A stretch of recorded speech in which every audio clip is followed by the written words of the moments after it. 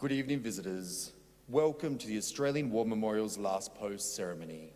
My name is Dennis Stockman, and joining us today from the Royal Australian Air Force is Corporal Craig Krause. We warmly welcome the family of Lance Corporal John Cameron Mackenzie, whose story will be told shortly. We welcome the veterans who are serving, those that are served, and the families that support them. We acknowledge the members of RSL Services Clubs Association, RSL Victoria, and RSL Queensland who are watching the broadcast of this ceremony across Australia. During this evening, wreaths will be laid at the base of the pool of reflection by family and visitors to the memorial. If you are able, please stand and join in singing the national anthem.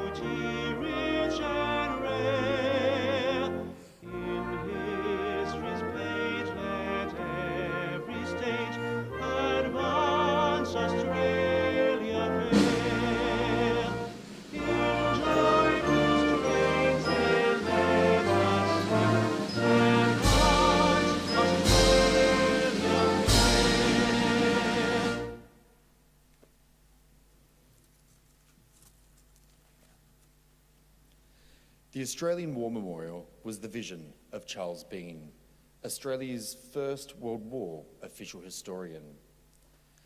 Bean landed with the Australian troops on Gallipoli and stayed with them at the front through to the end of the war.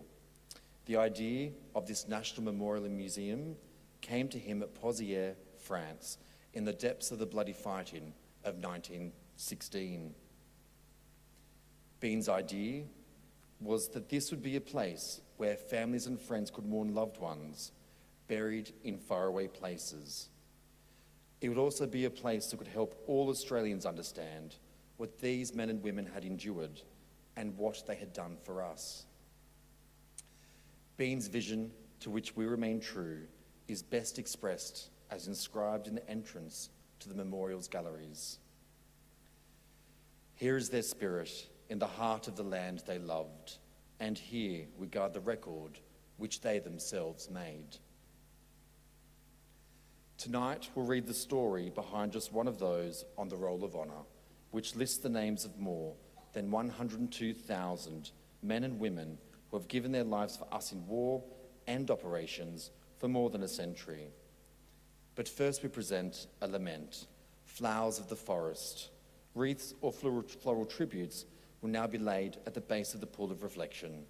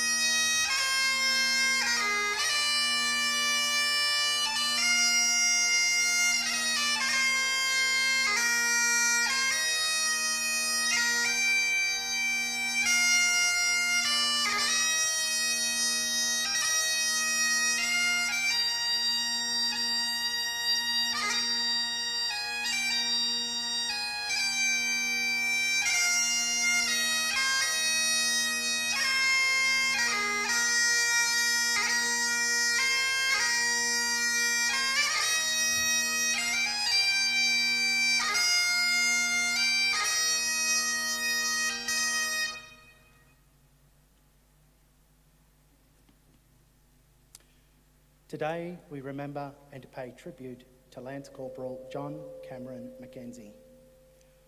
John Mackenzie was born in Kirkconnell, Scotland, the son of Mary and William Mackenzie. The Mackenzie family migrated to Australia when John was still a boy, arriving in Brisbane aboard the Duke of Portland in February 1900. John attended state school at Palmwoods, and the family lived in Cooroy, west of Noosa in Queensland. John went on to work as a labourer and as a butcher. In August 1912, he married Agnes May Gibson, who had migrated to Australia from Killyleagh in Northern Ireland. John Mackenzie enlisted in the Australian Imperial Force in mid-1915 and departed for the war on the 5th of October. He sailed on the same boat as his younger brother, William Mackenzie, and the pair would end up spending much of the war together. While training in Egypt, the brothers joined the 12th Infantry Battalion. They arrived in France in April 1916 and proceeded to move to the Somme region of the Western Front. They took part in their first major battle at Pozières in July 1916.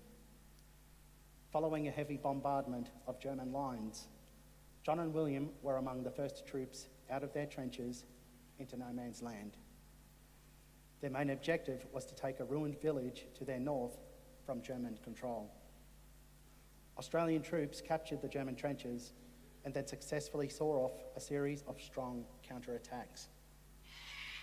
Between the 23rd and 27th of July, the 1st Australian Division, of which their battalion was part, suffered over 5,000 casualties.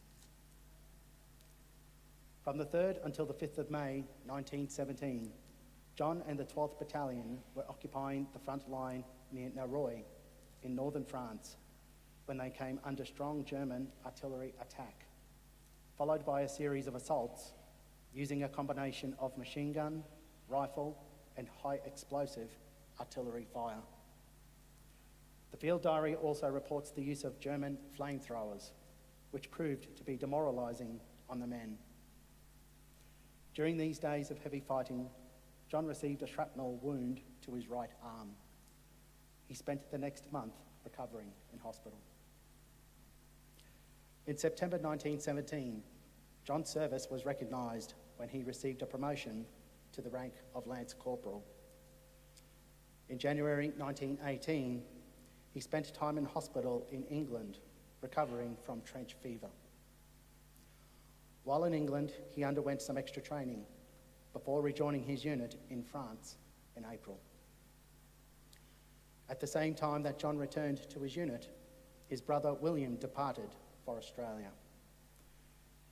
William had been in hospital on a number of occasions throughout the war, and he was eventually discharged from service due to his illness. William and John would never see each other again. On the 1st of May 1918, just 4 days after John had rejoined his unit, the 12th Battalion was billeted in a camp behind the front line. At about 9:30 p.m, a single German high explosive shell landed in one of their huts, killing 14 of the men inside. John was among the dead.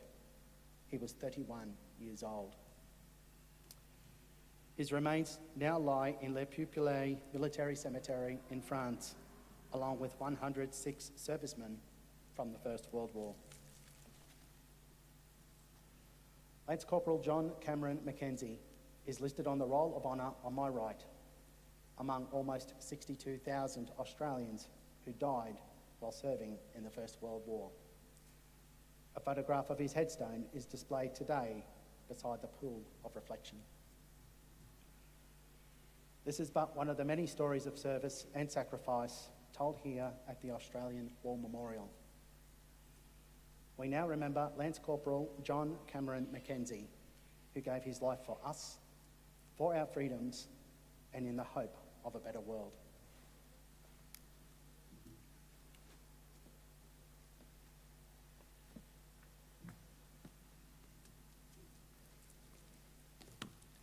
Please stand for the reading of the ode and the sounding of the last post.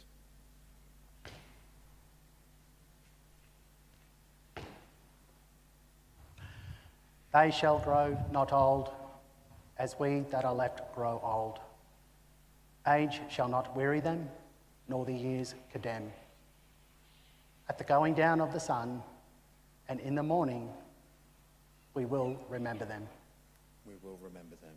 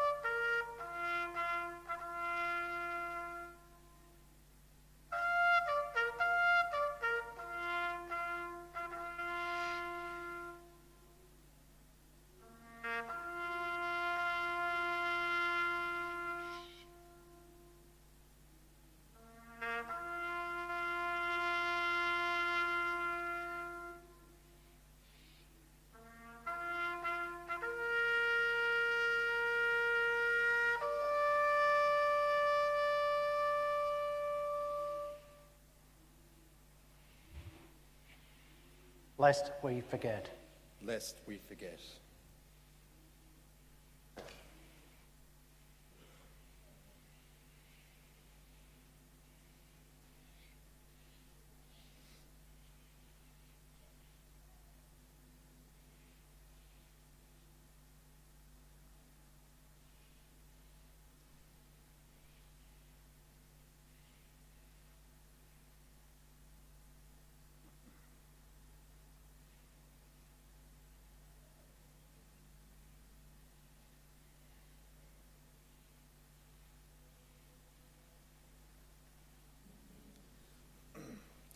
We'll leave you this evening with the words of the memorial's founder, Charles Bean. Many a man lying out there at Poziere or in the low scrub at Gallipoli, with his poor tired senses barely working through the fever of his brain, has thought in his last moments, well, it's over, but in Australia, they'll be proud of this. Ladies and gentlemen, girls and boys, that concludes the last post ceremony. Thank you for visiting the Australian War Memorial, and good evening.